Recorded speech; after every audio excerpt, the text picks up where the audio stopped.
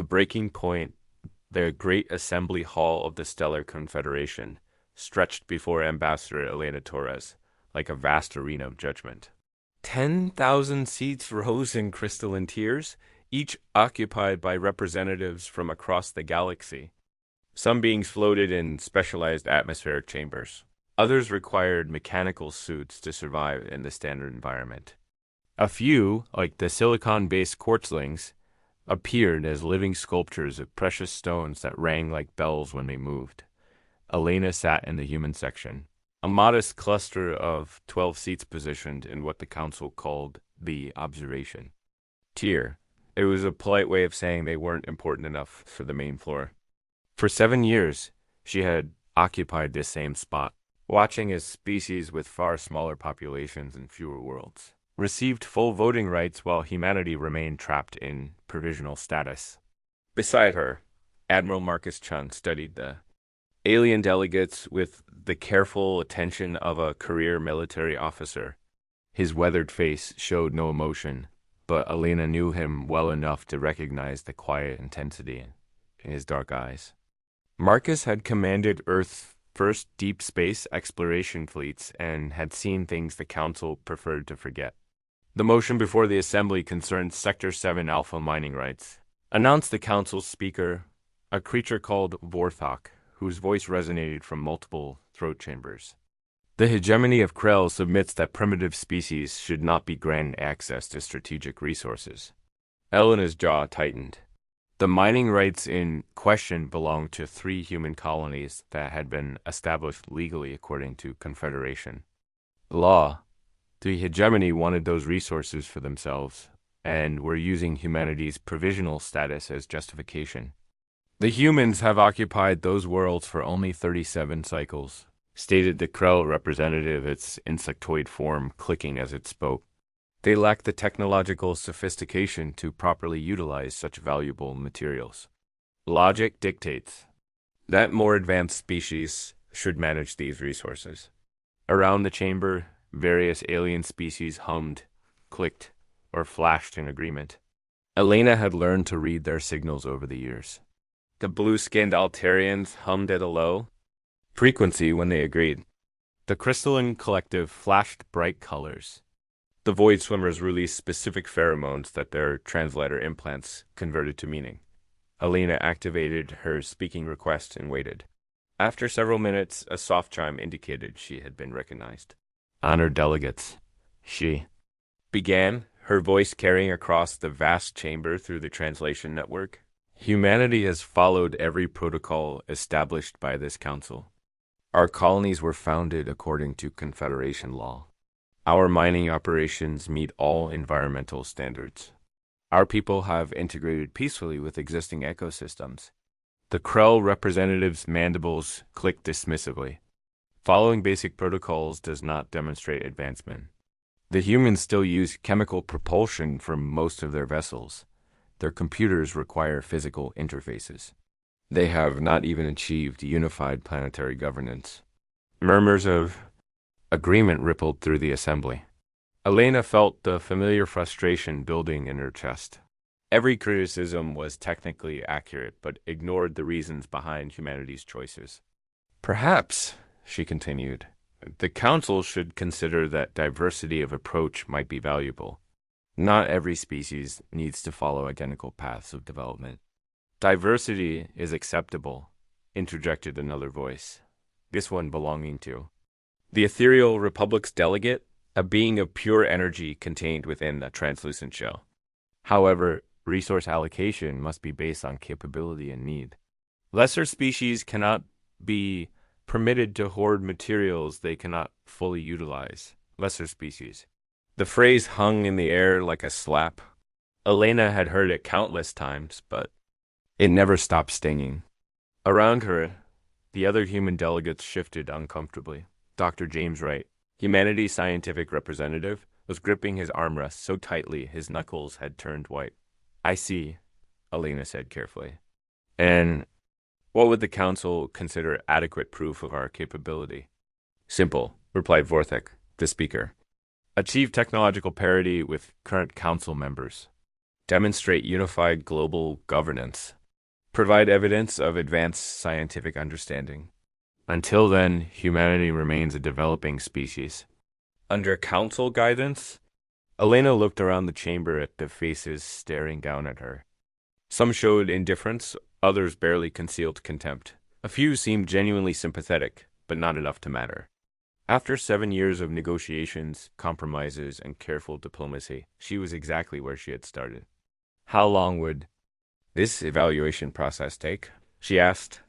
The last species to achieve full membership required 200 cycles of development, Borthok replied. Given humanity's current limitations, we estimate perhaps 300 to 400 cycles would be more realistic. 300 to 400 years. Elena felt something cold settle in her stomach. They weren't talking about eventual acceptance. They were talking about permanent second-class status. Admiral Chen leaned forward slightly, his voice quiet but carrying clearly through his microphone. And during this evaluation period, would humanity retain any rights to its existing territories and resources? The chamber fell silent. It was the first time Chen had spoken during a council session, and his tone carried an edge that made several delegates shift nervously. That would depend, Borthwick said slowly, on humanity's willingness to accept council guidance in managing those resources responsibly. Elena understood. They wanted humanity's worlds, but not humanity itself. They wanted the resources humans had found and developed, but without giving humans any say in how those resources were used. She stood slowly, her hand moving to the small device on her belt. It was her badge of office, marking her as humanity's official representative to the Stellar Confederation. The metal felt cold against her fingers. Admiral Chen, she said quietly, please send a message to Earth. Tell them we need to recall all our representatives immediately. Chen nodded and began inputting commands into his communication device. Around the chamber, the alien delegates watched with growing confusion. Is there some difficulty, Ambassador Torres? Vorthik asked. Elena looked up at the towering crystalline figure of the speaker, then let her gaze sweep across the thousands of alien faces staring down at her. When she spoke, her voice was calm, but carried clearly to every corner of the massive chamber. No difficulty at all, she said. We're leaving. The silence that followed was absolute. 10,000 beings from across the galaxy sat frozen, trying to process what they had just heard. Leaving? The Krell representative's voice was sharp with disbelief. You cannot simply leave the Confederation. No species has ever withdrawn from Council protection. Watch us, Elena replied. She unclipped her badge of office and placed it on the table in front of her. The small metal object made a clear ringing sound that seemed to echo throughout the chamber. Dr. Wright was already gathering his research materials. The other human delegates were following Elena's lead, removing their badges and preparing to leave. Admiral Chen finished his communication and stood, his military bearing evident as he faced the assembled aliens. For 7 years, Elena continued, humanity has tried to work within your system. We followed your rules, accepted your limitations, and hoped that patience would eventually lead to equality. Today, you've made it clear that will never happen. The Ethereal Republic's delegate pulsed with agitation. You are making a catastrophic mistake. Without Council protection, humanity will be vulnerable to raiders, slavers, and territorial disputes. The galaxy is not safe for unprotected species. Elena smiled, and there was something in that expression that made several nearby delegates lean back in their seats. Who said anything about being unprotected? Admiral Chen stepped forward, his voice carrying the authority of someone accustomed to command. The Council has had 7 years to observe humanity through official channels. What you've seen is what we've chosen to show you. What does that mean? Vorthik demanded. It means, Elena said, gathering her belongings, that you've been watching. Our diplomats, our trade representatives, and our cultural exchanges. You've seen our public face. What you haven't seen is what we do when no one is watching. The human delegation was moving toward the exit now, their footsteps echoing in the suddenly quiet chamber. As they reached the great doors, Elena turned back one final time. You called us primitive because we use chemical propulsion. What you didn't realize is that we use it because it's cheap and reliable for most purposes. You dismissed our computers as basic because they need physical interfaces. What you missed is that our quantum processing systems don't need interfaces at all. The crystalline collective's representative flashed bright red, a sign of alarm. Quantum processing is theoretical. It cannot be achieved by species below Class 7 development. You called us disorganized because we lack unified planetary governance, Alina continued, ignoring the interruption. What you failed to understand is that we don't need a single government because we have something better. We have a species-wide agreement to defend each other regardless of political boundaries. Admiral Chen was smiling now, and it was not a pleasant expression. The Council has observed our merchant vessels, our diplomatic ships, and our cultural exchanges.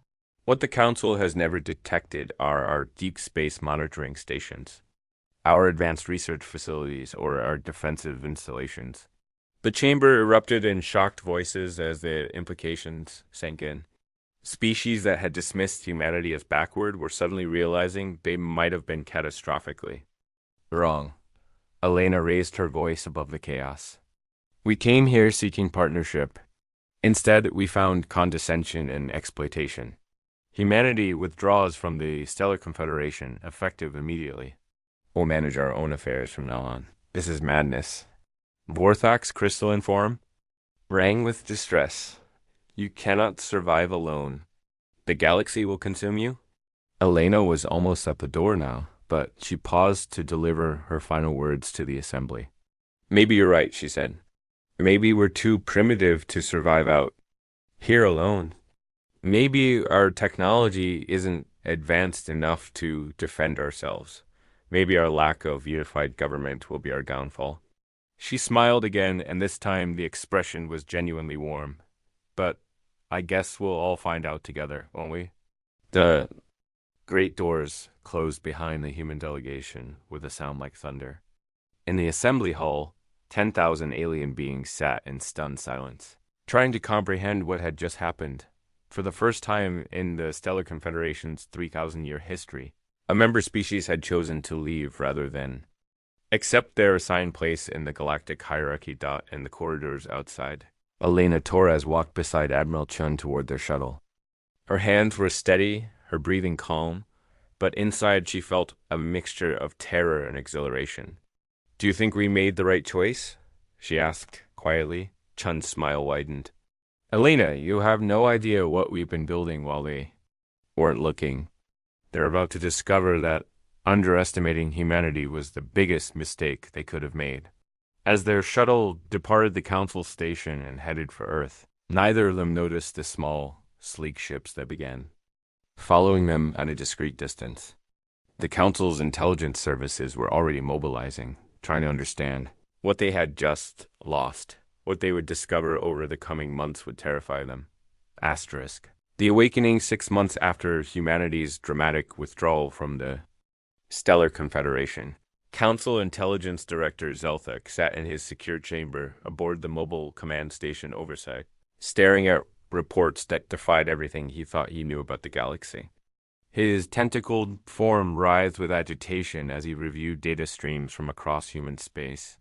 This cannot be accurate, he muttered, his voice translator struggling with the complex harmonics of his native language. Run the analysis again. His aide, a quick-thinking Altarian named Blix, manipulated the holographic display with practiced efficiency. The data has been verified through 17 independent sources, Director. Human industrial output has increased by 340% since their withdrawal. Their shipping traffic has expanded by 290%. Most disturbing of all, they've established colonies in 47 systems that our surveys marked as uninhabitable. Zelthek's primary eyes focused on the shipping data, while his secondary eyes monitored the colonization reports. Both sets of information painted an impossible picture. How are they establishing colonies so quickly? Our fastest terraforming takes decades. That's just it, sir, Blix replied, his blue skin shifting to deeper hues of concern. They're not terraforming. According to our long-range sensors, they're building enclosed habitats that somehow maintain Earth-normal conditions without atmospheric modification. Meanwhile, in a research facility hidden within the asteroid belt between Mars and Jupiter, Dr. Sarah Kim was putting the finishing touches on humanity's latest breakthrough. The laboratory around her hummed with activity as dozens of scientists worked on projects that would have been considered impossible just months ago. Sarah, the quantum fabricators are online, called out her assistant, Dr. Michael Torres. We can begin mass production whenever you're ready. Sarah smiled as she watched the first batch of quantum fabricators come online. These devices could manipulate matter at the atomic level, allowing humans to build complex structures directly from raw materials. What took other species months to construct, humans could now complete in days.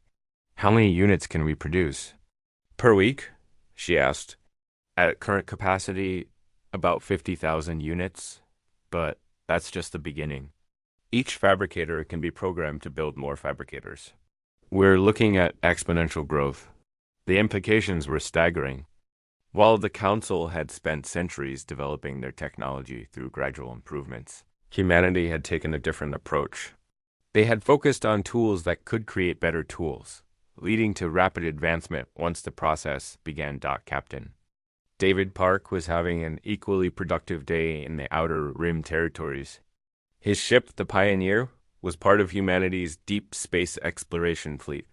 Unlike the bulky vessels the Council was familiar with, the Pioneer was sleek, fast, and equipped with technologies that would have amazed even the most advanced Council species. Captain, we've completed the survey of the Kepler-482 system, reported his navigation officer, Lieutenant Janet Chun. 3 planets show potential for immediate colonization using the new habitat domes. David nodded, marking the system. On their star charts, in the 6 months since leaving the Council, human exploration teams had surveyed more star systems than most Council species managed in decades. Their quantum drive technology allowed them to travel distances that should have taken months in. Mere days. What about the neighboring systems? He asked. Kepler 438 has a rich asteroid belt perfect for mining operations. Kepler 296 shows signs of rare element deposits that could supply our industrial expansion for centuries. As David reviewed the survey data, he couldn't help but smile. The Council had worried about humanity's access to strategic resources. What they hadn't realized was that humans were incredibly good at finding resources in places others hadn't bothered to look. Back on the Council command station, Director Zelthik was receiving increasingly alarming reports from his field agents. Agent Vix, a shape-shifting morphoid who had been monitoring human activities, transmitted from the Outer Rim territories. Director, I'm observing activities that don't match our understanding of human capabilities. They're mining asteroids using some kind of autonomous system that can process raw materials into finished goods in real time. A single human ship arrived at this location 3 days ago. Now there's a fully operational mining facility with a permanent habitat. Zelthik's tentacles coiled with anxiety. How many humans were on the ship? 12, sir. 12 humans built. A facility that should require thousands of workers and months of construction time. The implications sent ripples of fear through Zelthik's nervous system. If humans could establish major installations with such small crews and minimal time investment, their expansion capabilities were far beyond what anyone had imagined. Similar reports were flooding in from across human space. Trade monitoring stations detected cargo shipments that defied physics. Energy readings suggested power generation systems that shouldn't exist. Communication intercepts revealed coordination between distant human colonies that should have been impossible given known technology limits. Dr. Sarah Kim was reviewing production reports when her secure communication system activated.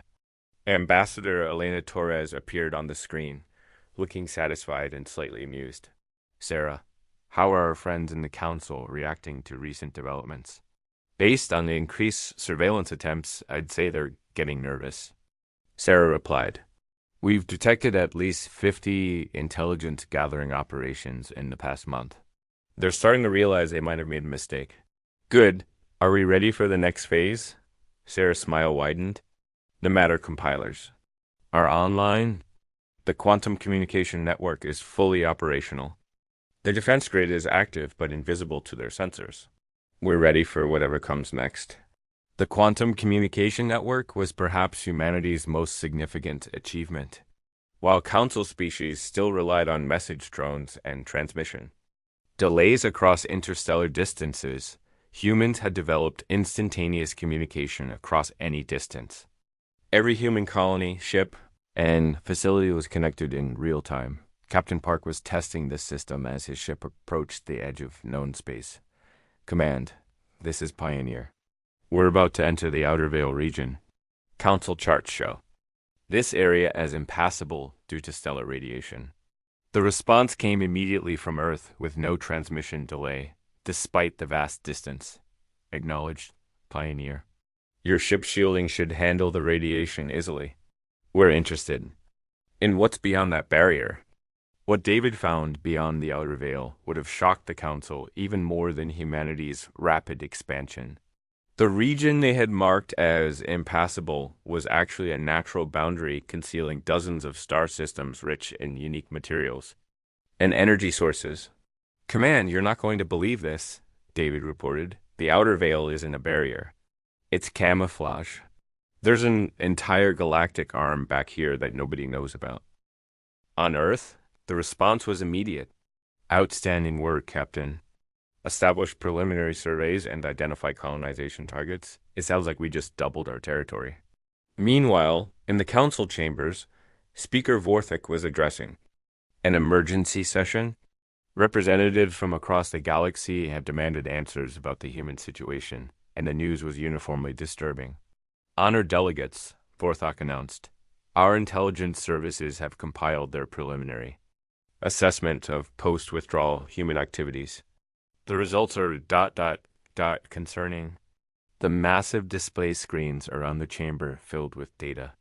Energy output graphs showed exponential growth.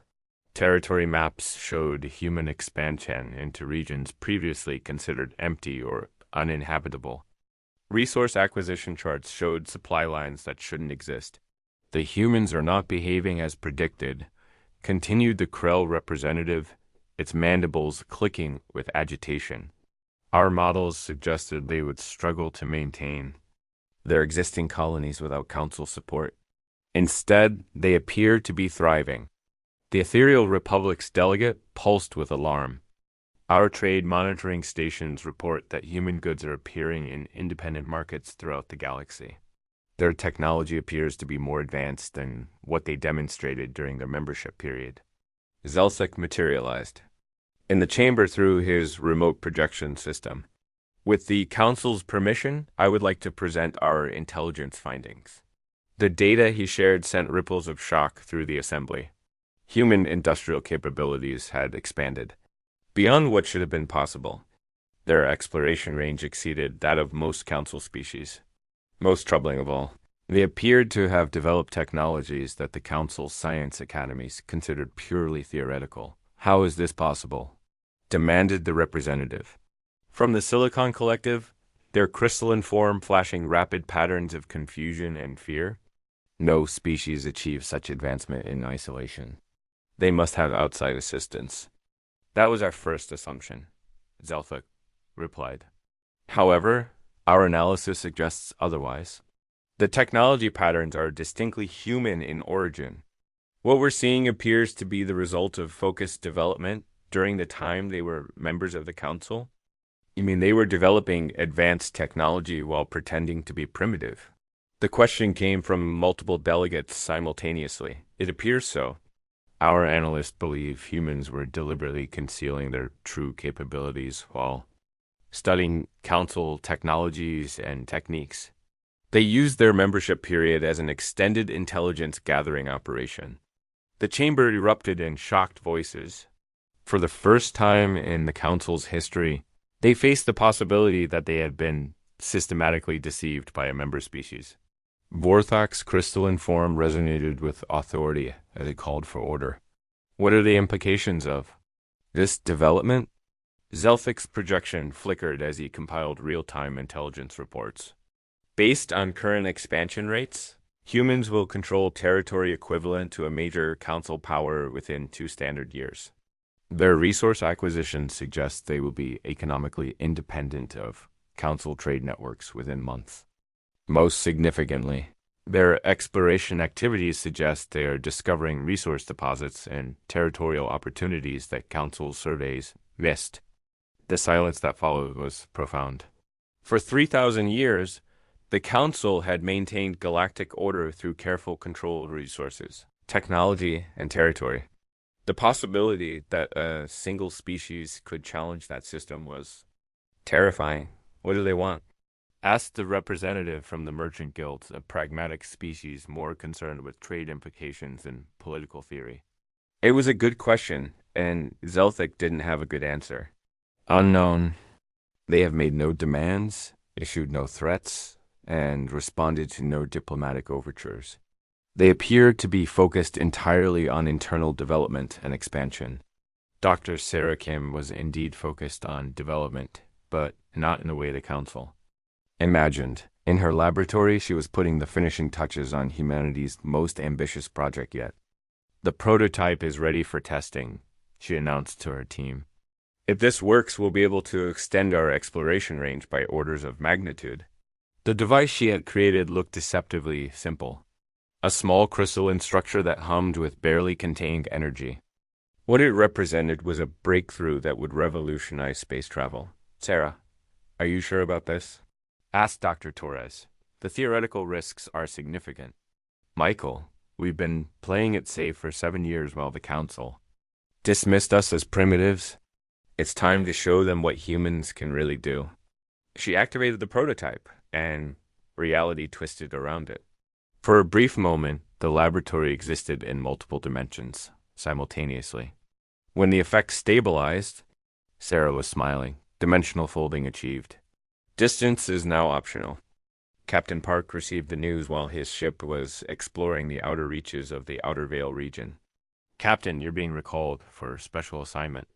We have a new drive system that needs field testing. How new are we talking about? David asked. Let's just say you'll be able to explore regions of space that are theoretically unreachable. Back in Council space, the emergency session was reaching disturbing conclusions. Economic analysts had calculated the implications of human expansion, and the results were sobering. At current growth rates, reported the Merchant Guild representative, human economic output will exceed that of the 3 largest council powers, combined within 5 standard years.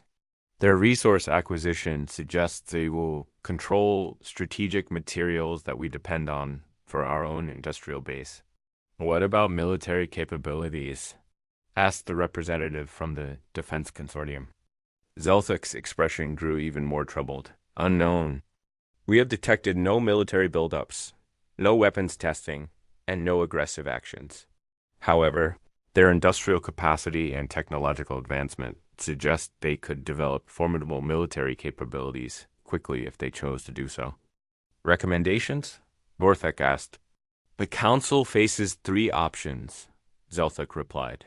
First, we could attempt to re-establish diplomatic contact and negotiate some form of partnership. Second, we could take preemptive action to limit their expansion, while they are still theoretically vulnerable. Third, we could accept their independence and hope they choose to remain peaceful neighbors. The debate that followed lasted for hours, but the conclusion was inevitable. The Council could not risk allowing humanity to continue growing unchecked. Plans were made for diplomatic overtures backed by subtle threats. What they didn't know was that every word of their discussion was being monitored by human intelligence. Services through quantum surveillance systems the Council couldn't detect. On Earth, Ambassador Torres was briefing Admiral Cheen on the Council's debate. They're scared, Marcus. More scared than they've ever been. They're talking about diplomatic contact, but they're also discussing military options. Chan's expression was grim but unsurprised. How long before they make their move? Our analysts estimate 2 to 3 months before they attempt formal contact. If that fails, they might try more aggressive approaches. Then it's time to accelerate our timeline. Sarah's dimensional drive needs to be deployed immediately. We need to establish positions they can't threaten before they decide we're too dangerous to ignore. As he spoke, quantum communicators across human space carried his words to every colony, ship, and facility simultaneously. The response was immediate and coordinated. Within hours, human exploration fleets equipped with dimensional drive technology were departing for regions of space that existed beyond the Council's reach. Colony ships were launching toward worlds and distant galaxies. Research stations were being established in dimensions the Council didn't know existed. The Council had made one critical error in their assessment of humanity. They assumed that human behavior would follow patterns they understood, based on species they had previously encountered. What they failed to grasp was that humanity's greatest strength was not their technology, their industry, or their expansion capabilities. It was their ability to think in ways that others couldn't anticipate. By the time the Council realized their mistake, humanity would be beyond their reach entirely, establishing civilizations in places the Council couldn't even imagine. The age of human exploration was just beginning, and the galaxy would never be the same. Asterisk.